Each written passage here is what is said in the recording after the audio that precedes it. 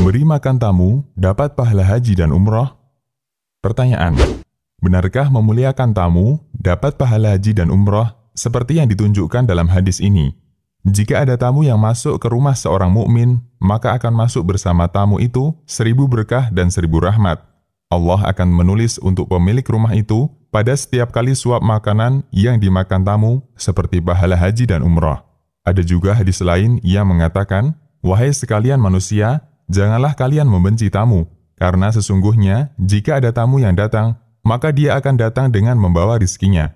Dan jika dia pulang, maka dia pulang dengan membawa dosa pemilik rumah." Jawaban: Bismillah, wassalatu wassalamu ala rasulillah, wa ba'du. Kami menemukan teks kedua hadis di atas. Hadis pertama, jika ada tamu yang masuk ke dalam rumah seorang mukmin, maka akan masuk bersama tamu itu 1000 berkah dan 1000 rahmat. Allah akan menulis untuk pemilik rumah itu pada setiap kali suap makanan yang dimakan tamu seperti pahala haji dan umrah. Kami menemukan keterangan dalam fatwa Syabakah Islamiyah yang sesuai dohirnya hadis ini palsu. Di antara buktinya adalah hadis ini tidak dijumpai dalam kitab-kitab hadis yang ada di masyarakat. Fatwa Syabakah Islamiyah. Hadis kedua, apabila ada tamu yang masuk ke sebuah kampung, maka dia masuk dengan membawa rizkinya.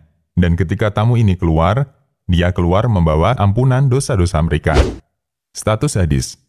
Terdapat keterangan dari As-Sakhawi, salah seorang ulama Syafi'iyah, muridnya Ibnu Hajar Al-Asqalani, mengenai hadis ini dalam kitab beliau Al-Maqasid Al-Hasanah.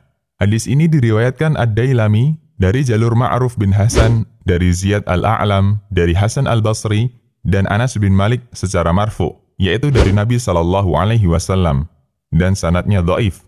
Al-Maqasid Al-Hasanah.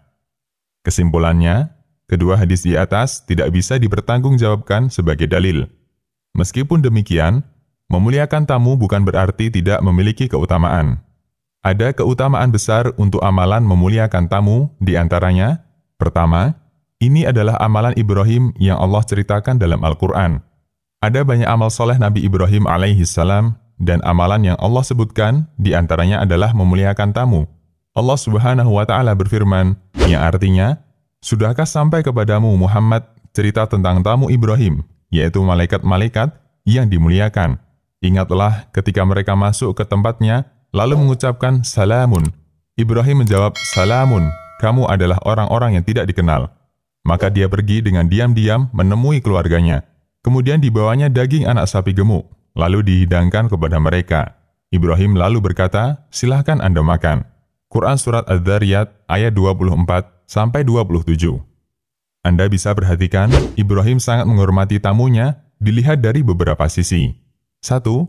Jawaban salam Ibrahim lebih sempurna dibandingkan salam yang disampaikan tamunya.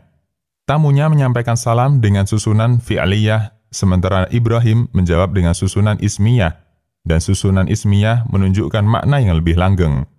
2. Ibrahim diam-diam menemui istrinya dan tiba-tiba datang dengan membawa hidangan, sehingga ini tidak membuat tamu merasa telah merepotkan. 3. Hidangan yang disediakan Ibrahim tidak tanggung-tanggung. Beliau menghidangkan daging anak sapi panggang. Kedua, Nabi SAW menjadikan amalan memuliakan tamu bagian dari iman seseorang kepada Allah dan hari akhir. Nabi SAW bersabda, "Wa man kana yu'minu billahi wal yawmil akhir, falyukrim dhaifahu." Yang artinya, siapa yang beriman kepada Allah dan hari akhir, hendaknya dia memuliakan tamunya. Muttafaq alaih.